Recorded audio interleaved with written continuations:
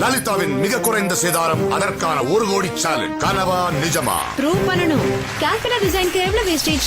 A to Z எல்லா நகைக்கும் 1 to 9% தான் wastage. 1 லட்சம் ரூபாய்க்கு நகை வாங்குறீங்கன்னா கொடுத்த பணத்துக்கு எத்தனை கிராம் வீட்டுக்கு வாங்கிட்டு வரீங்கிறதா முக்கியம். அதான் விஷயம், அதுலதான் விஷயம். அந்த வகையில் லலிதாவின் 1 கோடி ரூபாய் சேலஞ்ச் கனவல்ல நிஜம்.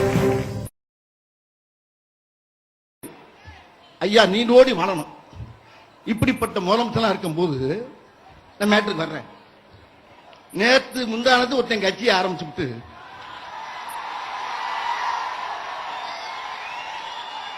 நாளை கழிச்சு முதலமைச்சர் ஆக போறேன்னு இருக்கான் ஒருத்தன். என்னன்னா அவன் கல்யாண மண்டபத்தில் 2 தூண் வந்துருச்சாமியா இடையில.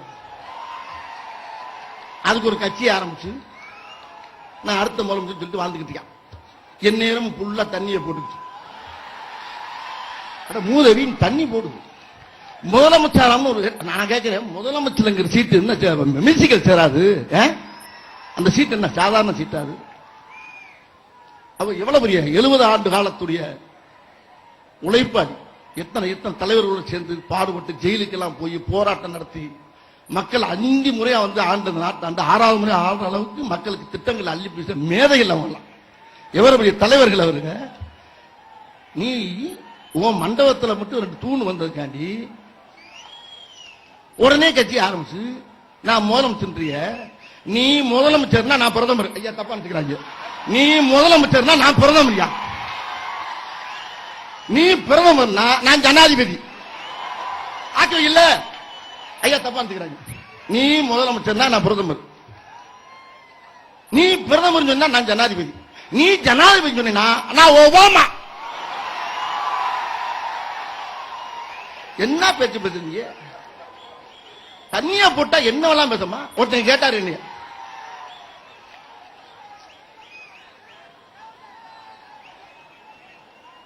ஒருத்தர் கேட்டாரு, ஏங்க அவரை எதிர்த்து நிக்க போறேன்னு சொன்னீங்களே, நிக்க போறீங்களா? ஒரு மேடையில ஏறினாவே ஸ்டெடியா உன்னால நிக்க முடியலையே.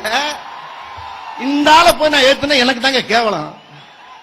அதனால ரிஜெக்ட் பண்ணிட்டு மொத்த டீமையும் காலி பண்றதா என் வேலை. முதலமைச்சர் மருமகன் சொல்லிட்டு அவங்க 41 சீட் வாங்கிருக்கீங்க. அங்க உனக்கு என்ன முதலமைச்சர் போய் கொடுக்க போறாங்களா? அங்க பெரிய வீராப்பா பேசுற, எவ்வளவு வீராப்பா பேசுற. ஒரு மாதிரி இன்னொரு மாதிரி கேள்விப்பட்டேன் நான்.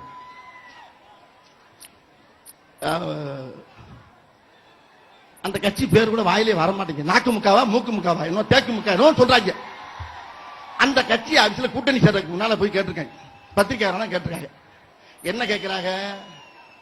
ஏங்க என்ன யார் கூட கூட்டணி சேர போறீங்க, யார் கூட கூட்டணி சேர போறீங்கன்னு கேட்டுக்கிட்டு உள்ள இந்த பீஸ் உட்கார்ந்து இருக்கு. எது இந்த லூஸ் சுத்தமா முதலமைச்சர் ஆகும் சொல்லி பாருங்க. பீஸ் அது உள்ள உட்கார்ந்து இருக்கு.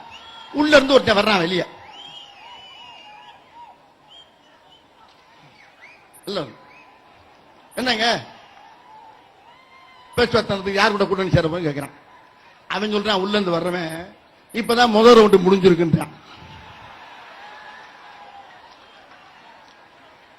இன்னொருத்தாங்க வந்தான் உள்ள இருந்து. மறுபடியும் பத்திரிகையாளர் சேர்த்து என்னங்க யார் கூட என்ன பேச்சுவார்த்தை என்ன நடந்துகிட்டு இருக்கா? இப்பதான் 2வது ரவுண்டு முடிஞ்சிருக்கு.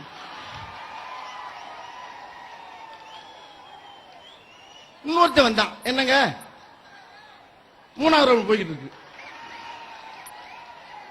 இன்னும் சேர்றதுக்கு முன்னாலே அது என்னங்க இப்படியே கிட்டத்தட்ட 9 ரவுண்ட தாண்டிட்டாங்க.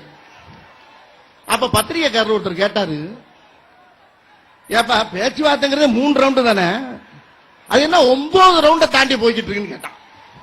அதெல்லாம் நம்ம வழக்கமா சொல்ல முடியாதுங்க பாங்க அப்படி மாதிரி உள்ள போயிட்டாங்க. திருப்பி கொஞ்ச நேரம் நின்று வந்தான், என்னங்க அப்படின்னு. அவன் சொன்னா அப்படின்னா பத்திரிகையாளர் கேட்டாரு, பேச்சுவார்த்தை முடிஞ்சிட்டாங்க யாரோட கூட்டணி? மொத்தமா பிளாட்டுங்க எல்லாமே 7-8 புல்லு போய்கிட்டு இருக்கு. அந்த ரவுண்ட சொன்னா நீங்க ஒரு ரவுண்ட பேசிக்கிட்டு போங்க. இதுதான் அவங்க ரவுண்டு, வேற எந்த ரவுண்டும் கிடையாது. என்ன மக்கள் நீங்க எல்லாம் என்ன முட்டாளா? அறிவு வேணாமா? எல்லாத்தையும் முதலமைச்சர் விடலாம ஒரு 2000 ரூபாய்க்கு எம்ஜிஆர் மாதிரி ஒரு தொப்பியை வாங்கி மாட்டிக்கிட்டு, ஒரு 1,000 ரூபாய்க்கு ஒரு கண்ணாடி வாங்கி மாட்டிக்கிட்டு நான் கர்ச்சிப்பை கையில வச்சுட்டு அவர் மாதிரியே போஸ் கொடுக்குறீங்க.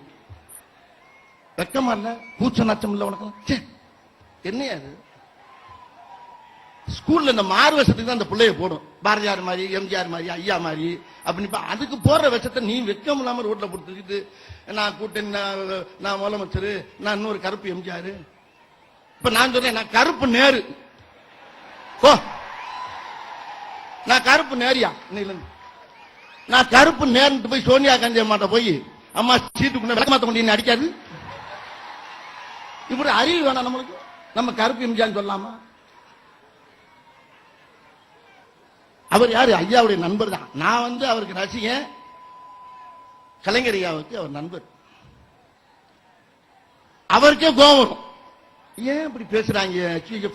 நம்ம இந்த சேனல்ல போனோம்னா ஒரு மாதிரியா இருப்பாப்பா, நம்ம மத்த வேலையை பார்ப்போம். ஒரு மத்த வேலையை பார்க்க ஆரம்பிச்சார். ஏன்னா பைத்தியம் முடிச்சு வெளியில அலைகிறாங்க. அவருக்கு பேர் வச்சிருக்காங்க, சொல்லக்கூடாது. கேப்டனா? கேப்டன். எதுக்கு கேப்டன்? எதுக்கா கேப்டன்? என்னையே தண்ணியை போட்டுக்கிட்டு போறது கேப்டனா? தண்ணியில மிதக்கிற கப்பலை ஓட்டுறவனுக்கு பேர் தான்டா கேப்டன். எந்நேரமும் தண்ணியில மிதக்கிறவனுக்கு பேரு கேப்டன் கிடையாது. தண்ணியில மிதக்கிற கப்பலை ஓட்டுறவனுக்கு பேர் தான் கேப்டன். எந்நேரம் தண்ணியில மிதக்கிறவனுக்கு கேப்டன் கிடையாது. என் வீட்டு வாசல என்ன வந்து கேட்டாங்க ஒரு நாள், அண்ணே அண்ணனை முதலமைச்சர் சொல்லுங்க. நான் அப்படிலாம் சொல்ல முடியாதுங்க. என் வீட்டுல போட்டு பிள்ளை குட்டியெல்லாம் அடிச்சு பிள்ளையெல்லாம் மண்டையை உடைச்சு விட்டாங்க. நான் ஐயாட்ட வந்து சொன்னேன். ஐயா உடனே பாதுகாப்பு கொடுத்தாரு. ஒன்றும் பயப்படாத, என்ன சொல்லணும்? ஒரு பெரிய மனுஷன் இருந்தாலும் என்ன சொல்லிக்கணும்? ஒரு வார்த்தை சொல்லிக்கணும். என்ன சொல்லிக்கணும்? சினிமால தானப்பா சொல்ல போறேன்னு சொல்லணும். அப்ப நான் சிஎம் ஆகுறது அவனுக்கு பிடிக்கல, அவன்கிட்ட வம்புங்கடான்னு அனுப்பி விடுறாங்க. நான் அந்த ஆளை பத்தி இந்த மேடையில பேசவே கூடாது. எனக்கே தகுதி இல்லாத போது நான் பேசக்கூடாப்பா. ஐயா என்ன தப்பா நினைக்க கூடாது. சும்மா இடையில சொல்லி ஆகணும், வேற வழி இல்லை. அதனால அப்புறம் இன்னொன்னு சொன்னாங்க, king maker. King maker captain போறான் என் வீட்டு வாசல்ல வந்து. கிங் மேக்கர் என்ன?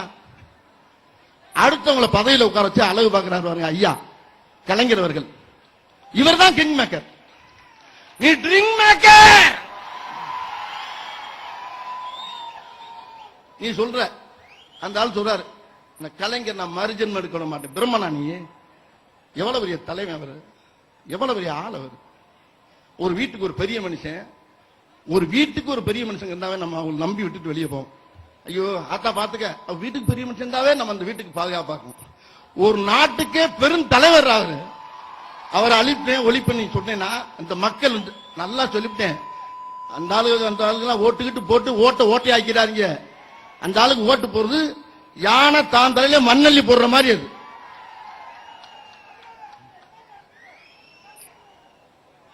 நான் அதுக்கு மேல பேச விரும்பல. ஐயாவுடைய திட்டங்கள்லாம் இந்த வாட்டி பிரமாதமா அமைஞ்சிருக்கு, ரொம்ப அருமையா பண்ணிருக்காங்க. அண்ணன் நான் இங்க வர்றதுக்கு முழு காரணம் அண்ணன் தங்க குணம், சிங்கம் மனம் படைத்த அஞ்சா நஞ்சன், அருமை அண்ணன் ஐயாவுடைய மூத்த போர்வாள் அழகிரி அண்ணன் தான். அதே மாதிரி என்னுடைய அன்பு பாசத்துக்குரிய அண்ணன் தளபதி, முப்பட தளபதி துணை முதல்வர் ஸ்டாலின் அவர்கள், அவரும் எனக்கு ஊக்கம் கொடுத்தாங்க. அப்படி 2 சிங்க குட்டியில பெற்று வச்சிருக்காரு அண்ணன் ஐயா. அதனால இப்படை வெல்லும்.